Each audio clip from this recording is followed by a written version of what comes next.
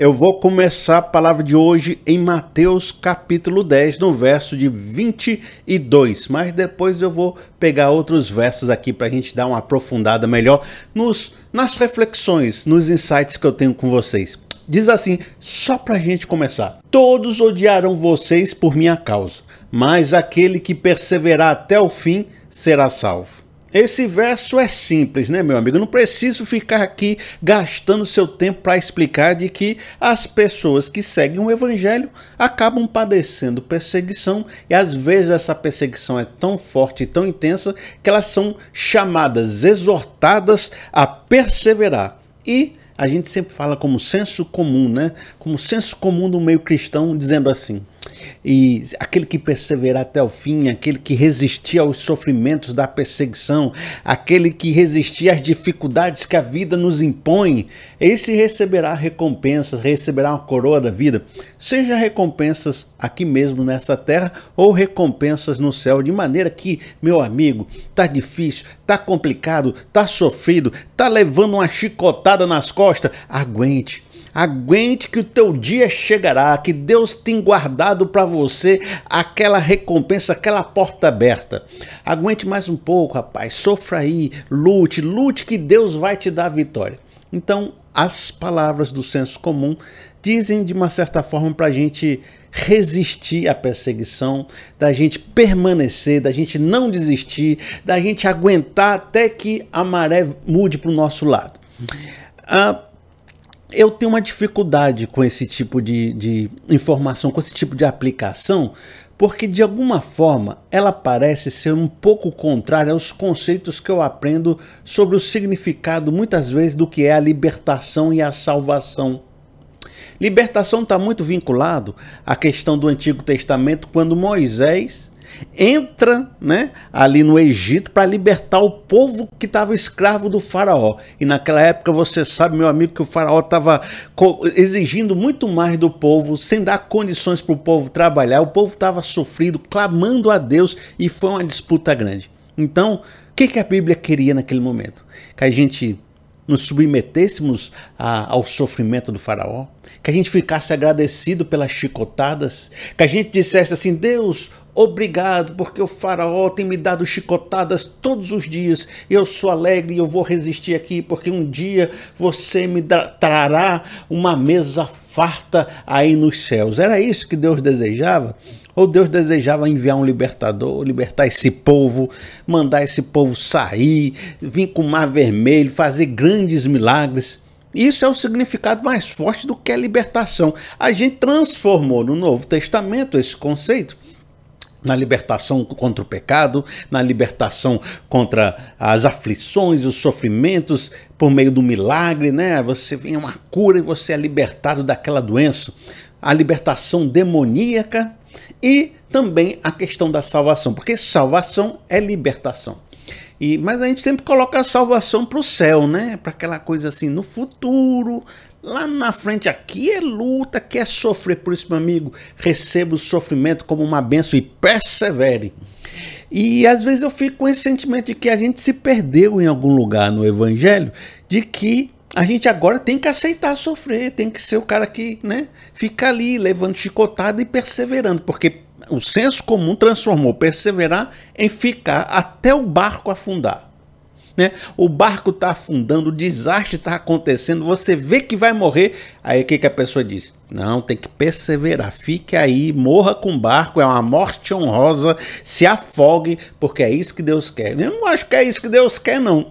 Eu acho que às vezes a religião, a nossa fé, ela se manifesta na cultura, às vezes como o próprio faraó, como se fosse um faraó. Ela usa da sua perspectiva religiosa para deixar a gente preso ao sofrimento, em vez de promover a libertação de Moisés, a salvação de Cristo.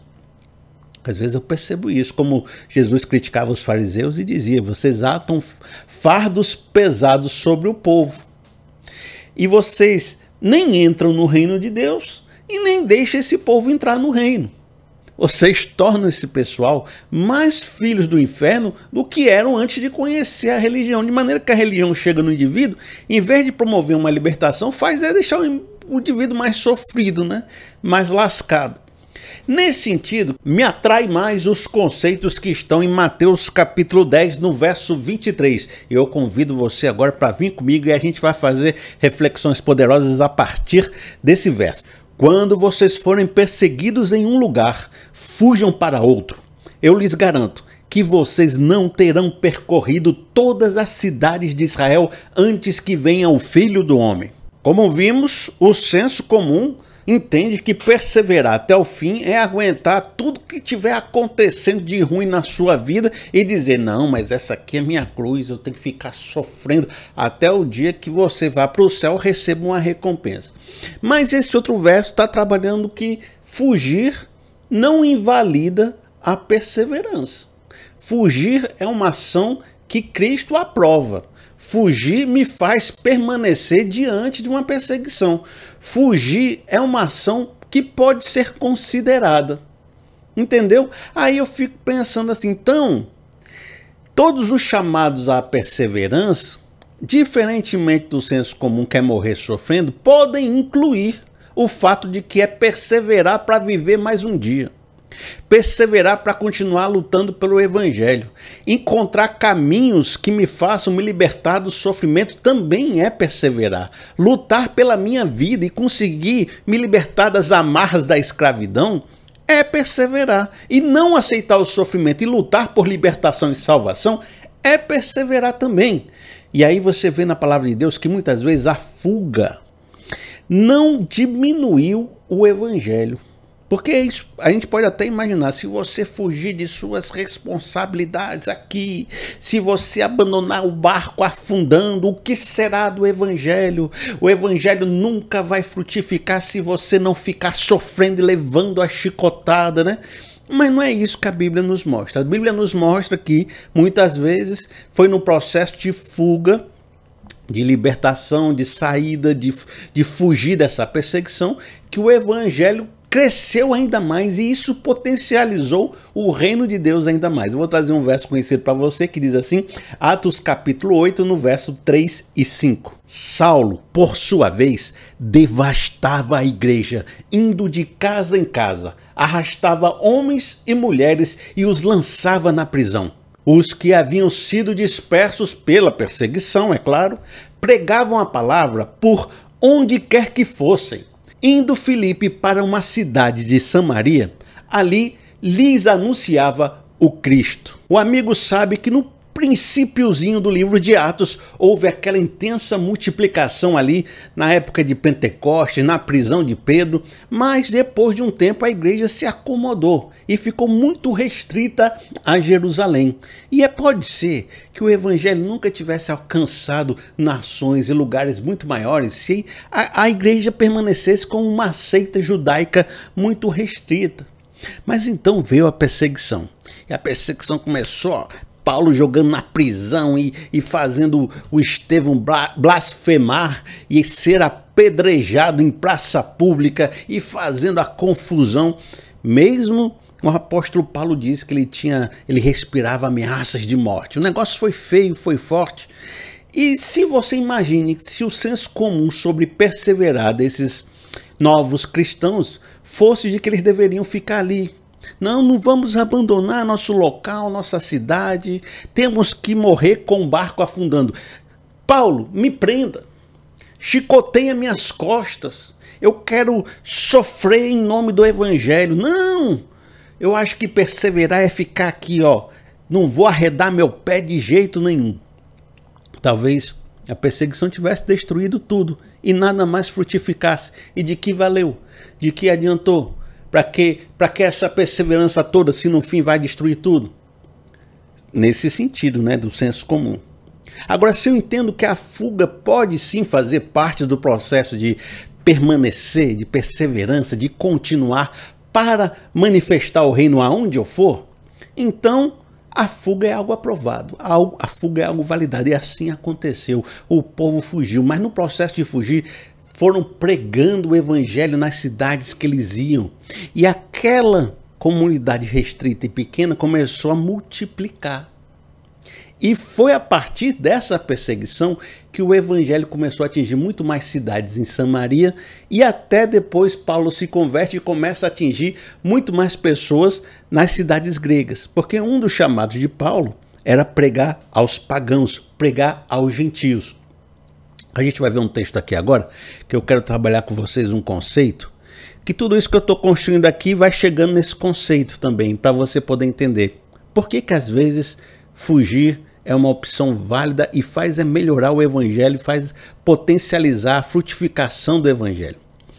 A gente vai ler um texto aqui também de outra fuga do apóstolo Paulo. Agora o apóstolo Paulo, antes ele estava perseguindo a igreja e agora ele está fugindo. Diz assim, veja só, Atos 14 no verso 5. Formou-se uma conspiração de gentios e de judeus, juntamente com seus líderes, para maltratá-los e apedrejá-los. Quando eles souberam disso, fugiram para as cidades licaônicas de Listra e Derbe e seus arredores, onde continuaram a pregar as boas novas. Veja, o chamado de Paulo era pregar os evangelhos aos gentios, aos gregos e aos pagãos.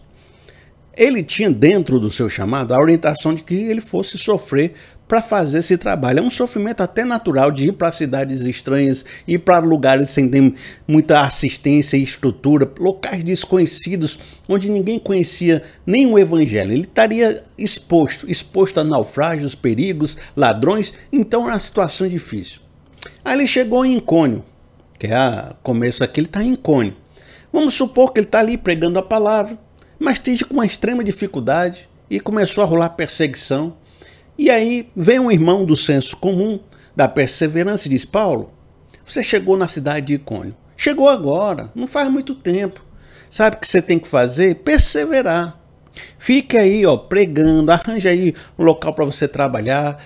Vai ali, ó, abre a terça-feira do milagre, a quinta-feira da doutrina, aí faz o sábado dos jovens e o domingo aí do Senhor, da ceia do Senhor, faz aí um culto. Se vier uma pessoa que seja, aquela senhorinha já é uma benção. Fica aí, Paulo. Quando você tiver 10 anos em Icônio, pode ser que você tenha conseguido algum fruto e dê certo. Aí o Paulo fala: mas amigo, tem uma perseguição, estão planejando me apedrejar. Eu vou morrer se eu ficar. Não, mas se você for apedrejado, será como Estevão, será como os mártires, você será abençoado na pedrada que você levar na cabeça, será uma morte honrosa. Fica aí, sofra, rapaz, sofra um chicote, sofra, porque daqui a 10 anos você vai ter uma congregação de 8 pessoas. Olha só que bênção, 8 pessoas adorando o Senhor em Icônio.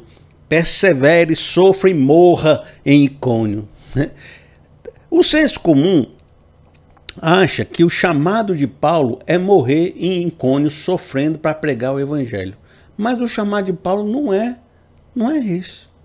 O chamado de Paulo é pregar o evangelho aos gregos. E tem grego em Icônio, e tem grego em Listra e em Derbe. E tem grego na sua terra natal, tem grego em Roma, tem grego em todo lugar. E se uma porta se fecha aqui, como diz o cancioneiro popular, outras portas se abrem ali. Se uma porta se fechou em Icônio, meu chamado não está restrito a uma localização geográfica em que eu tenho que sofrer sem ter fruto nenhum e ficar para ser subjugado a um sofrimento. Eu posso fugir para outra localidade que eu vou ser mais bem recebido, vou ter mais fruto e vou ter menos perseguição. E isso não significa negar o meu chamado, nem deixar de ser perseverante, porque o meu chamado não é geográfico. Eu fui chamado para ser um pregador aos gregos, e isso é muito mais amplo do que uma localidade específica. A gente muitas vezes associa um pastor com a localidade. Aproveitando esse tema do Paulo, vamos pensar na questão pastoral, porque muitas vezes vocês vivem em realidade de igreja, isso é muito comum. Então a gente diz: o pastor fulano é da igreja tal. E a gente acha que o pastor fulano, mesmo que ele não esteja frutificando, mesmo que ele esteja sofrendo perseguição, mesmo que ele esteja com dificuldade na igreja tal, Ele tem que ficar lá, sofrendo, morrendo, levando chicotada, até se lascar todinho. Por quê? Porque se ele perseverar até o fim, ele receberá a recompensa e a salvação. Persevere. Sofra o chicote do pastor aí, gigantão, grandão, que fica toda hora te menosprezando. Sofra o chicote. Ninguém está indo para o seu curso. Ninguém está indo para o negócio que você está fazendo, para o ministério. Sofra mais um pouco. Quando, na verdade, a gente tem que entender que o chamado de ser pastor é pastor de vidas. É dom para pastorear vidas. Seja aqui, seja acolá. Seja na sua família, seja no trabalho, seja em outras cidades. Aonde te receberem, você deve pregar o evangelho. Deve cuidar de pessoas. Se uma porta está fechada, não significa que o seu chamado está errado. Ou que você está negando o seu chamado se você sair desse lugar. Porque perseverar não é morrer sofrendo. O amigo está percebendo o conceito se formando, uma ideia, uma reflexão profunda que tem a ver com a sua vida. Eu estou falando aqui de pastor, o irmão tem que ter a capacidade de começar a aplicar na sua história. Olha, você vai observar com o que eu estou falando também, vai muito além das questões sobre perseguição por causa do evangelho, perseguição porque você é crente. A gente está falando, por exemplo, de Paulo não ter condição de exercer seu chamado num local e ir para outro para frutificar mais. A gente está associando isso, né, na nossa cabeça, que a gente está falando aqui dos assuntos, fica muito associado à igreja, à religião, no sentido de pregação. Mas eu acho que a gente tem que entender, numa perspectiva mais de indivíduos, que é onde eu frutifico, porque o evangelho tem a ver com a minha vida por inteiro. Como mordomos fiéis, a mordomia cristã, o evangelho tem a ver com o meu trabalho, tem a ver com a minha família, tem a ver com meus amigos, com a minha comunidade, com a minha cidade, com tudo que envolve aquilo que Deus colocou na minha mão, tem a ver com o evangelho na minha vida e no meu ser. Então, quando eu digo perseguição ao evangelho, pode ser perseguição em todas essas áreas e que muitas vezes não pareçam ser religiosas, mas são porque tudo que tem na minha mão vem de Deus. E eu estou cuidando em nome de Deus. Bom, por exemplo, existe um exemplo de Cristo que ele está falando não de perseguição ao evangelho, mas a questão de falta de fé e de frutificação com a pregação, com a missão que ele tinha. Então pode ser que Cristo permanecesse no lugar que ele estava pregando, que o povo não tinha fé, e ninguém perseguisse ele. Mas o fato dele não estar frutificando porque o povo não tinha fé, fazia com que Cristo desejasse e fosse para outros lugares, mostrando que também, quando a gente está num lugar que não está tendo resultado, está tudo contra a nossa frutificação, também é uma questão da gente dizer, eu acho que se eu perseverar nesse local, eu não estou fazendo a vontade de Deus. Eu vou ler esse texto com você, que eu estou falando sobre ele, nem li ainda. Diz assim, Marcos capítulo 6, no verso 5. E não pôde fazer ali nenhum milagre, exceto impor a mão sobre alguns doentes e curá-los. E ficou admirado com a incredulidade deles. Então Jesus passou a percorrer os povoados, ensinando. Aquela cidade conhecia Jesus. Conhecia Jesus desde pequenininho e conhecia a sua família. Era um local que, de repente, poderia ser um local de uma bênção tremenda, de uma fé poderosa. Um local que ele conhecia as pessoas. Rapaz, vamos fazer uma revolução aqui. Mas não aconteceu. Ele foi para lá. Ele pregou. Ele invocou a fé das pessoas, mas as pessoas estavam de coração fechado. Aí o que ele falou? Não adianta eu ficar aqui. Se as pessoas não estão me recebendo, se eu não estou frutificando, perseverar nesse lugar é só bater a cabeça na parede. Eu vou para onde as pessoas me recebam. Eu vou para onde as pessoas possam aceitar o evangelho. Eu vou para onde a pregação, a minha missão vai florescer. Outra vez ele disse assim para os seus discípulos. Olha só, Marcos capítulo 6, no verso 10 e 11. Sempre que entrarem numa casa, fiquem ali até partirem. E, se algum povoado não os receber, nem os ouvir, sacudam a poeira dos seus pés quando saírem de lá, como testemunho contra eles. Ao longo da vida, a gente chegou em algumas cidades. Algumas localidades receberam a gente e a gente ficou ali enquanto foi frutífero, enquanto foi próspero. Outros locais fecharam a porta para a nossa missão, para o nosso chamado, para a nossa ação, para a nossa vontade de florescer e frutificar. O que nós devemos fazer? Perseverar no lugar infrutífero? Jesus fala, a poeira que está debaixo do teu pé não é terra fértil. Você tem que bater essa poeira e ir para outra cidade dizendo, já fiz meu papel, já realizei minha ação, já preguei o que eu tinha que pregar, já agi do jeito que eu tinha que agir, agora não deu resultado, não deu fruto.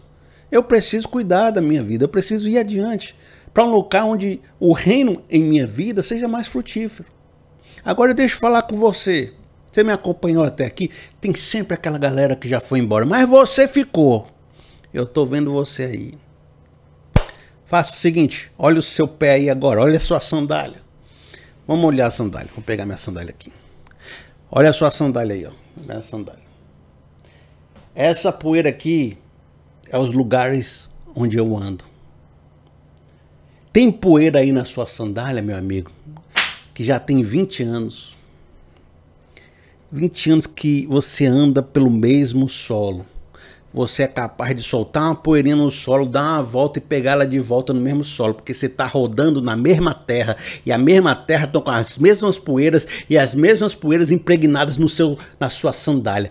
Os locais que você anda são os mesmos. E há anos que você não frutifica, porque a poeira aqui, essa terra aqui, não combina com você. Mas o senso comum, eita, varão, estou falando com você. O senso comum diz que você tinha que perseverar. E você acreditou, e você diz, não está frutificando, eu estou sofrendo, está doído, está complicado. Mas eu tenho que perseverar, porque disseram que perseverar é ficar sofrendo na terra do faraó. E há anos que essa poeira tinha que ter ido embora da sua vida, essa terra. Que a sua sandália deveria estar vendo outras poeiras de outras terras. A sua sandália tinha que estar pisando acolá. Você está pisando aqui, ó, há anos. Sai daí. E presta atenção nisso.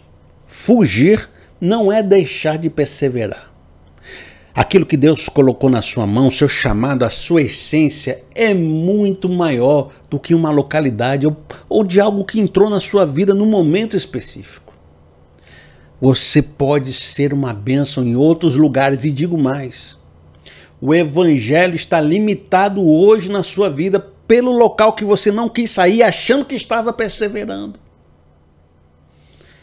É na fuga, muitas vezes, que Deus leva o evangelho para as outras cidades e o evangelho se multiplica. Por isso, amigo, fugir é fazer o evangelho voltar a frutificar na sua vida. Entendeu? Compreendeu?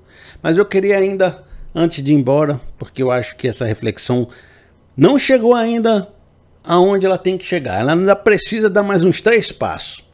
Porque há pessoas aqui que estão ouvindo isso e talvez pensem em circunstâncias muito mais íntimas, muito mais relacionais do que falar de pastores, falar de trabalhos, falar de localidades assim, de uma forma mais genérica. E há algo nesses versos de Mateus capítulo 10 que nos trazem um sentimento de intimidade relacional e que pode estar se relacionando com perseguição, com perseverança e com fugir. E está no verso anterior desses dois que a gente leu. Eu vou ler com você, você vai perceber que há uma introdução de um núcleo de intimidade aqui que vai nos ajudar a fazer reflexões. Eu vou ler e você vai entender. Diz assim, Mateus capítulo 10, no verso 21. O irmão entregará à morte o seu irmão, e o pai o seu filho. Filhos se rebelarão contra os seus pais e os matarão. Todos odiarão vocês por minha causa, mas aquele que perseverar até o fim será salvo. Foi o verso que a gente leu, retornamos a ele. Mas percebeu o que tinha antes? O irmão entregará à morte o seu irmão e o pai o seu filho. Filhos se rebelarão contra os seus pais e os matarão. Esse ódio a que a Cristo se refere da perseguição também está incluso os de nossa própria casa, e quando forem perseguidos num lugar, fujam para o outro. Eu lhes garanto que vocês não terão percorrido todas as cidades de Israel até que venha o Filho do Homem. Desde novos, quando somos apresentados à Bíblia, a gente vai ali naquela inocência, lendo as passagens e os versículos. A gente sempre foi ensinado na salinha dos juniores, né? E lá eles sempre dão aquela filtrada para a Bíblia ficar mais linda, né? Mais legal, sem muito conflito. Aí quando a gente vai pegando, vai crescendo, vai pegando a Bíblia e vê uma passagem dessa, o filho entregando o pai, o outro para matar, a confusão generalizada no evangelho. A gente diz, rapaz, mas como é que pode, né? A família era para ser um lugar de amor, de aceitação, de abraço, de compreensão, de potencialização. E de repente o evangelho está dizendo que os inimigos, os perseguidores, serão os da nossa própria casa. E diante de toda a reflexão que nós fizemos, o que é que o senso comum fala sobre a família? Preste atenção.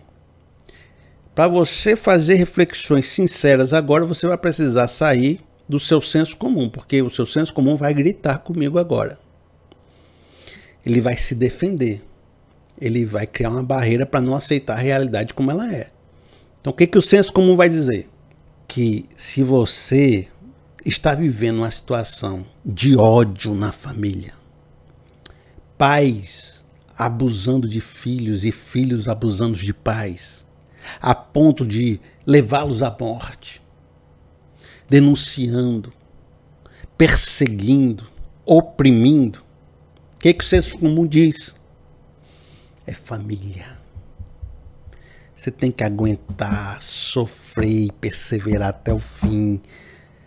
Tem que ficar levando o chicote de um pai abusivo. Tem que ficar aguentando o sofrimento de um filho. Tem que, porque ele tá te machucando, tá te fazendo sofrer, tá te jogando no inferno, mas é isso mesmo, é família. Mas a reflexão de Jesus começou na família, dizendo, é na família que a perseguição vai começar. E será que o senso comum que diz que é perseverar na família não pode ser confrontado com a nossa reflexão de que fugir não é deixar de perseverar, uma vez que ser destruído pela família não está agradando a ninguém, não está contribuindo para o evangelho, está destruindo tudo? Será que fugir de situações abusivas, perseguições e destruições familiares vai contra o evangelho? Em nome de uma perseverança destrutiva?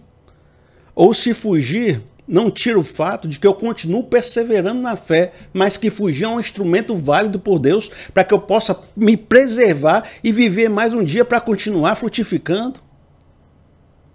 Porque muitas vezes os sofrimentos vêm à revelia das minhas ações e eu preciso me proteger de alguma forma. Diz assim, Mateus capítulo 10, no mesmo capítulo que a gente está fazendo essas reflexões, ele volta a falar de família, Jesus, verso 36 e 39. Os inimigos do homem serão os da sua própria família. Quem ama seu pai ou sua mãe mais do que a mim, não é digno de mim. Quem ama seu filho ou sua filha mais do que a mim, não é digno de mim. E quem não toma sua cruz e não me segue, não é digno de mim. Quem acha sua vida a perderá, e quem perde a sua vida por minha causa a encontrará. Olha, claramente, esses versos estão dando indício de que Jesus observava uma realidade conflituosa na família. E que na família ia começar perseguições que iam causar até a morte, entregando a morte. E de que vocês, para perseverar, muitas vezes terão que fugir da sua família. Veja o que eu estou interpretando agora. No sentido também que diz que se você amar mais um pai ou uma família que está lutando contra o evangelho na sua vida e destruindo a sua vida do que a Cristo, você não vai estar servindo bem ao evangelho. Você não vai estar fazendo a sua missão. E muitas vezes, carregar a sua cruz e perder sua vida é perder parte de uma experiência familiar que você tinha no passado, para poder viver uma experiência nova no reino. Porque muitas vezes o evangelho não chega na nossa vida para nos deixar mais oprimido, mais submisso ao sofrimento do que antes. Ele vem para promover uma libertação. E o indivíduo que vem com a palavra de salvação e a libertação de Moisés dentro de si, para dentro da família, ele tem que ser capaz de pregar que ele não está mais submisso aos abusos, que os abusos são errados, que a realidade não pode ser assim, que isso não é o que Deus deseja, e se continuar sendo assim, esse lugar não é um lugar para o evangelho, e eu preciso me afastar, porque eu estou comprometido com a libertação e não com a subjugação ao sofrimento, que não é o que Deus deseja para nós. E fugir é uma atitude válida. Entendendo o evangelho como a manifestação de Deus em todos os aspectos de sua vida. E não aceitando o sofrimento como o caminho que Deus deseja para você, embora possa haver momentos onde você precise dar a cara a tapa, momentos onde você precise, sabe, receber um pouco de dor, aguentar o sofrimento. Há momentos assim. Mas isso não significa aceitar o agressor. Aceitar a agressão. E dizer que está tudo bem, que está tudo certo. As libertações podem ser um processo difíceis e você precisa compreender que cada história tem as suas próprias complexidades de chegar ao ponto onde você consiga discernir e entender qual a melhor atitude a tomar, mas isso não significa pegar traços e palavras e doutrinas religiosas que dizem que você é chamado a ser o sofredor na mão de um opressor, na mão de um abusador, porque o abusador usa da religião para continuar abusando. E a sua religião precisa estar dentro dela a libertação. Precisa estar dentro dela o ato da autopreservação, para que você possa continuar exercendo o evangelho. Uma vida que se foi destruída e não frutifica mais, não presta, não é o objetivo do evangelho, não presta para o evangelho, não é isso que Deus quer. E se você ficar em determinados lugares, você vai morrer, você vai se destruir. A maioria das vezes que eu vi uma pessoa defendendo submissão ao abuso eram os opressores. Você nunca viu uma vítima defendendo, assim, dizendo: pastor, diz aí aquele negócio que eu tenho que me submeter ao abuso. Tem não. Quem fala isso são os abusadores, são os que não querem mudar, são os que não querem ser transformados, que não querem receber a palavra de transformação, são os religiosos mais fortes, piores, do pior tipo.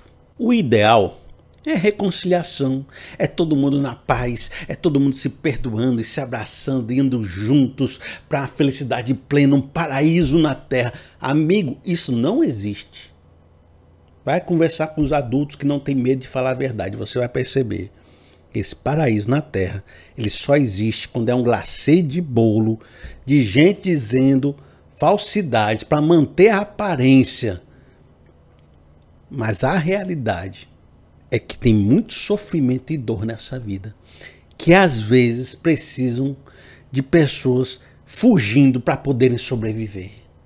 O ideal de Deus é a paz na família.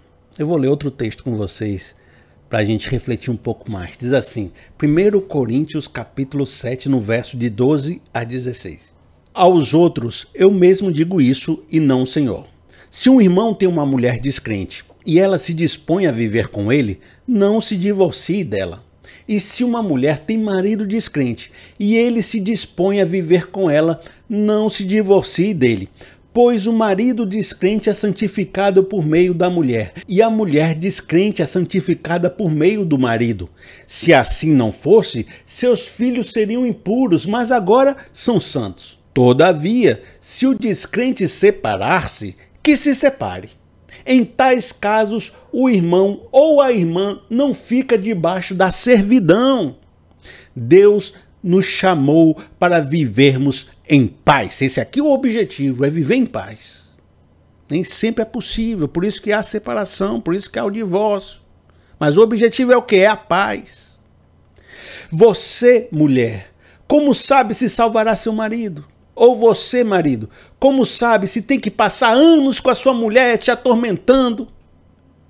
Como você sabe se salvará sua mulher? Olha essa passagem diante de toda a nossa reflexão e de Mateus capítulo 10, no verso 21, onde pais estão contra filhos, filhos estão contra pais, estão odiando uns aos outros e entregando à morte e aos tribunais. Por causa do evangelho, porque alguém se converteu. Então, o contexto é de conflito familiar intenso. Na Bíblia, né? No geral, na Bíblia é isso. E aqui Paulo está trazendo uma reflexão importante. Ele está dizendo, uma pessoa da família se converteu e outra não. A mulher se converteu ou o marido se converteu e o outro não. Esse cenário, pelo que a gente viu em Mateus 10, 21, poderia causar um conflito intenso, abusos, obsessões, morte e ódio. Mas Paulo falou, se assim for, se acontecer desse jeito, e se houver uma discussão intensa, e se as pessoas não se aceitarem, que se separem, que aconteça o divórcio. Porque o que Deus quer é paz, Deus não quer sofrimento. Mas sabe de uma coisa? Se o seu marido não crente estiver tranquilo com o fato de você ser crente, então aceite a convivência, aceite a harmonia, vivam em paz. Porque família precisa aprender a viver com a diferença. Porque família precisa aprender com um filho que é homossexual e um pai que não aceita a condução do filho homossexual, mas aceita que ele possa ser assim e eu possa ser de outro jeito, e a gente se ama como família. E de repente eu santifico a vida dele com a minha vida de santidade, e ele também me abençoa com a sua vida, porque ele é meu filho e eu amo meu filho. Porque a família não é feita de pessoas muito parecidas e elas vão se transformando, elas vão andando por lugares diferentes. E se elas se aceitam, e eles se abraçam, eles se permitem, então você não deve se separar. E esse é o alvo da paz.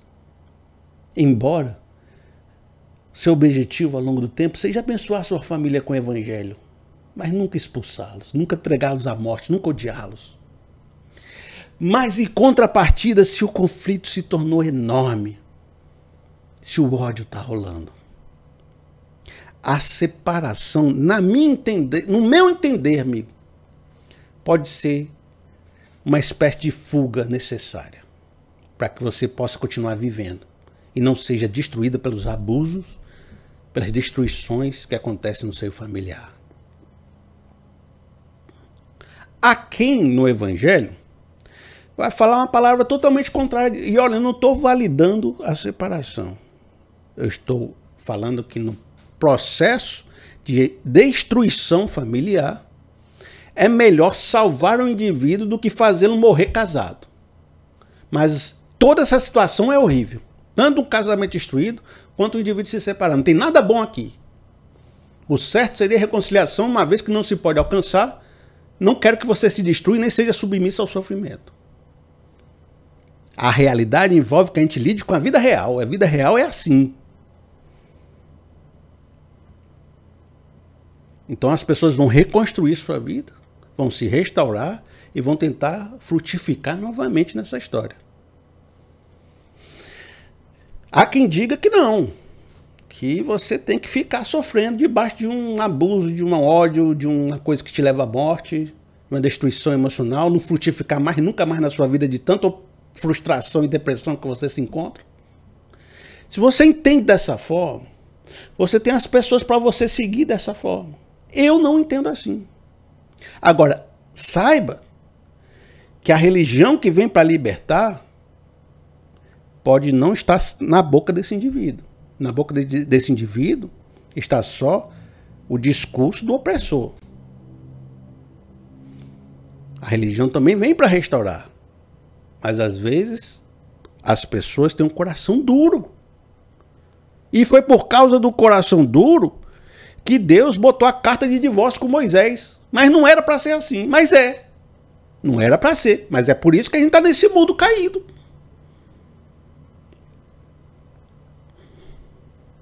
Fugir é uma opção.